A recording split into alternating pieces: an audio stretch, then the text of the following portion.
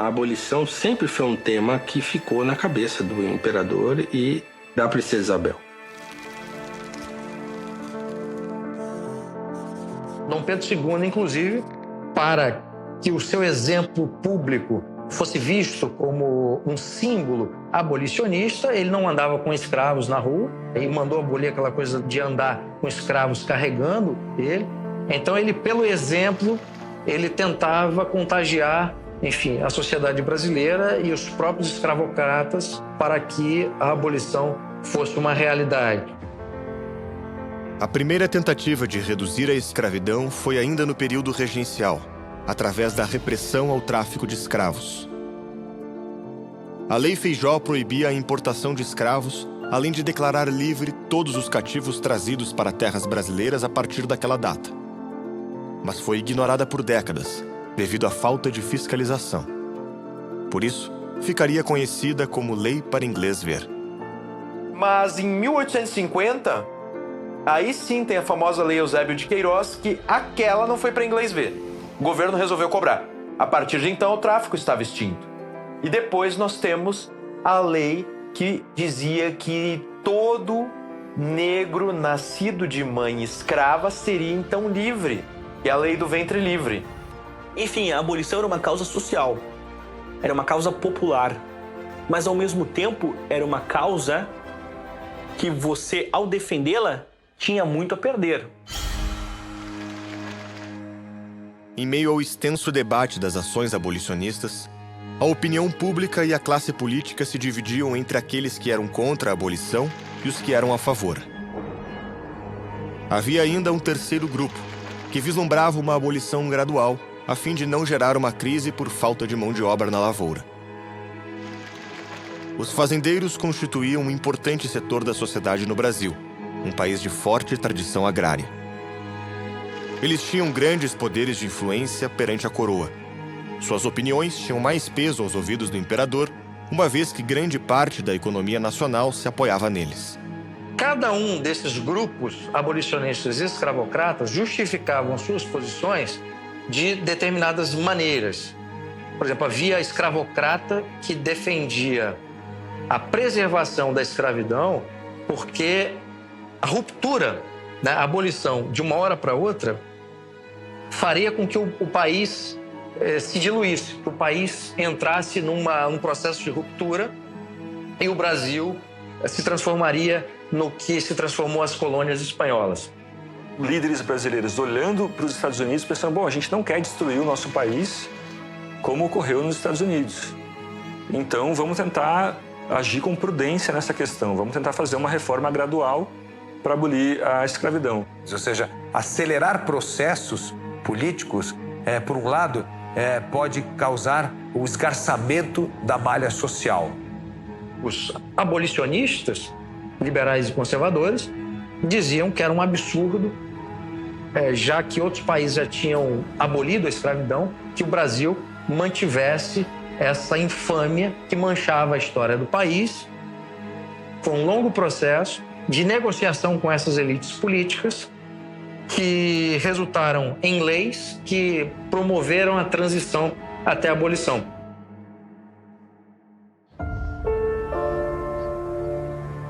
Dom Pedro II estava muito doente.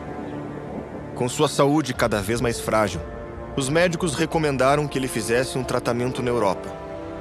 O imperador partiu em junho, em meio a grandes saudações da população. Assim como seu pai havia feito anos antes, Dom Pedro II deixou o futuro do Brasil nas mãos de uma mulher, sua filha, Princesa Isabel. A Princesa Isabel foi uma grande abolicionista. Tudo que ela pôde fazer, né, nos bastidores da política e publicamente ela fez para que a abolição fosse uma agenda vencedora. Por vários motivos. O primeiro Dom Pedro II estava mesmo ficando velho, era um dos sonhos dele ver isso acontecer, segundo consta. Depois, ela tinha uma oportunidade de tentar mostrar que o terceiro reinado seria humanitário, que ela tinha postura de rainha. Ela se tornaria a rainha Isabel I. Então ela precisava ter um pulso firme e assinar uma lei, certo? E ela teria que enfrentar, no caso de assinar uma lei, setores muito fortes do organismo social brasileiro. E foi a princesa Isabel que disse, quando disseram a ela, você pode estar assinando a abolição e o fim da monarquia. Ela disse, eu pago qualquer preço para libertar esses homens. Querendo ou não, e pode tentar apagar a sua figura ou não, se não fosse a princesa Isabel, eu não sei ainda quanto tempo demoraria para que, de fato, a abolição viesse. Dom Pedro I e Dom Pedro II eram declaradamente abolicionistas, declaradamente. A economia, na verdade, é um dos fatores que acabou com a escravidão no mundo inteiro. Porque a escravidão, além de ser imoral, é economicamente ineficiente no longo prazo. Então, se teve incentivos morais e éticos, mas também teve incentivos econômicos. A escravidão é o grande calcanhar de Aquiles da história brasileira. E a forma como ela foi superada é motivo de orgulho.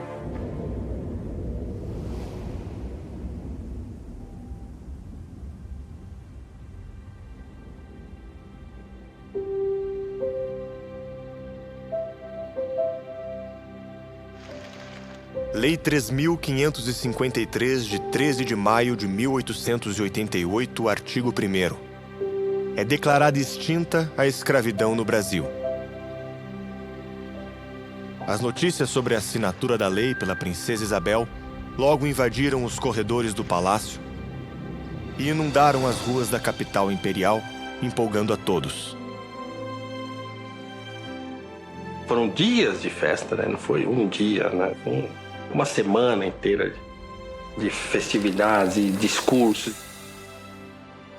As ruas logo seriam tomadas em uma confraternização jamais vista. Era o dia do aniversário de Dom João VI, aquele que transformou essa terra em nação. Alguém que adorava tanto o Império Tropical que chorou em sua partida sem volta. Nesse dia, pelas mãos da bisneta de Dom João VI, um povo inteiro se redimia. Foi um momento de união e festividade para todos os brasileiros. Desta vez, não pela guerra, mas pela confraternização de um povo cujas raças formadoras finalmente se viam como iguais perante a lei.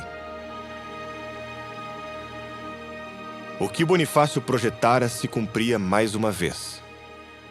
Nas reuniões da Constituinte de 1823, o velho sábio já havia apresentado um projeto de gradual extinção do regime escravagista, alertando sobre os benefícios econômicos e humanitários que o país teria ao inserir os escravos em um sistema de trabalho livre. Se vivo estivesse, José Bonifácio não perderia a grande festa que corria aos quatro cantos do império.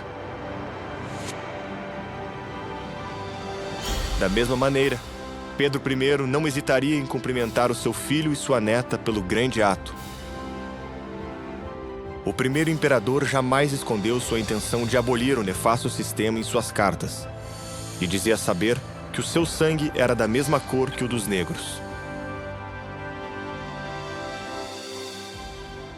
Os jornais da cidade espalhavam as proclamações de festa que duraria uma semana.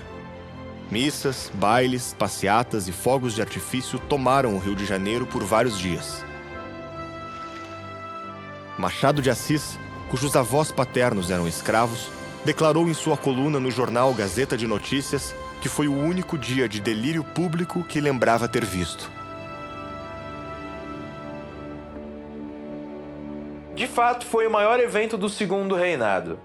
Reuniu um número de pessoas absurdo. Você vê até na fotografia, tem lá, você vai vendo o nome, esse, Machado de Assis, você acha todo mundo lá. É através do ato de Isabel que os grandes personagens da história se encontram. Os meninos que cresceram no Brasil agora viam seu apogeu. Tendo trilhado caminhos diferentes e passado por distintos processos formativos, eles agora se reuniam na gloriosa redenção.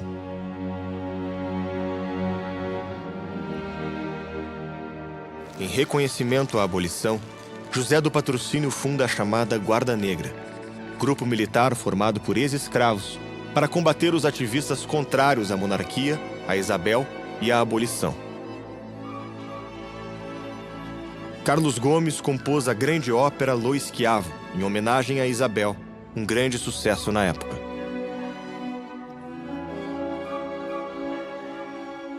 Isabel foi condecorada com a Rosa de Ouro pelo Papa Leão XIII, a única brasileira a receber a honraria.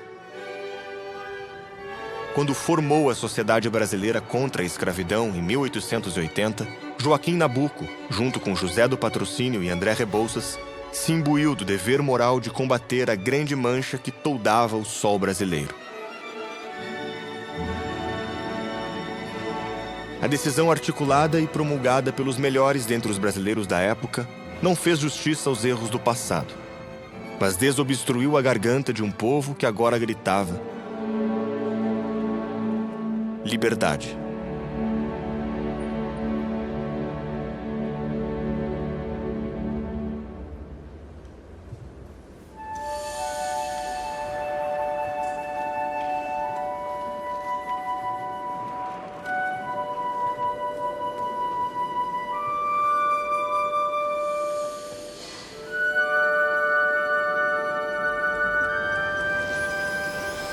E para mergulhar em profundidade na história de um Brasil que muitos desconhecem, uma profundidade que quase nunca é alcançada nas escolas ou até mesmo nos livros, agora você pode assistir ao documentário Brasil, a Última Cruzada.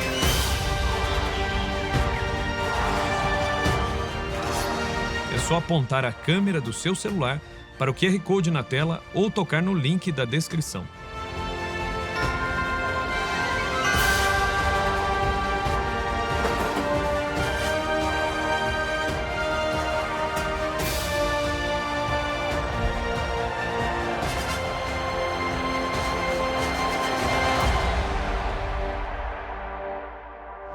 Esse documentário me trouxe orgulho de ser brasileira. Eu assisti ao documentário A Última Cruzada várias vezes. Devo ter assistido essa série umas 10 vezes. Já assisti várias vezes e me emociono a cada vez que eu assisto. Assisti ele aproximadamente 4 vezes, quero assistir ele mais uma vez. Aprendi mais em 7 vídeos do que em toda uma carreira escolar de 12 anos. Em vez de desejar nascer nos Estados Unidos, ter orgulho de ter nascido no Brasil. A série transformou a minha relação com o Brasil para melhor. Então abriu muito a minha mente e criou também uma admiração pela família imperial. E fiquei impressionada com a qualidade do trabalho. A série Brasil, a Última Cruzada foi um divisor de águas na minha vida. Sim, o nosso país, o nosso Brasil tem uma história linda para contar. Tem sim grandes heróis, temos muitas histórias para nos orgulharmos. Fez reacender em mim o orgulho de ser brasileiro. Realmente é muito mais convincente, muito mais real, muito mais palpável. Nós temos berço, né? Nós temos origem, e uma origem gloriosa. Aquele sentimento de culto ao nosso passado, né? De orgulho ao passado brasileiro. Um amor e um orgulho ainda maiores de ser brasileira. Mudou a minha percepção do que é ser brasileiro. É uma reconciliação com o nosso passado, com os nossos antepassados. Agora eu posso dizer que eu tenho orgulho da minha história, eu tenho orgulho de ser brasileira. E hoje eu sinto orgulho de ser brasileira. Me fez perceber que o verdadeiro tesouro do Brasil são as pessoas. Eu queria muito agradecer ao Brasil Paralelo. Obrigada. Obrigado. Mais uma vez, muito obrigada. Obrigado, Brasil Paralelo. Muito obrigado, Brasil Paralelo. Muito obrigado pelo trabalho que vocês estão fazendo. Muito obrigada a vocês, Brasil Paralelo. Então eu queria agradecer ao Brasil Paralelo por me devolver a minha história. Obrigado.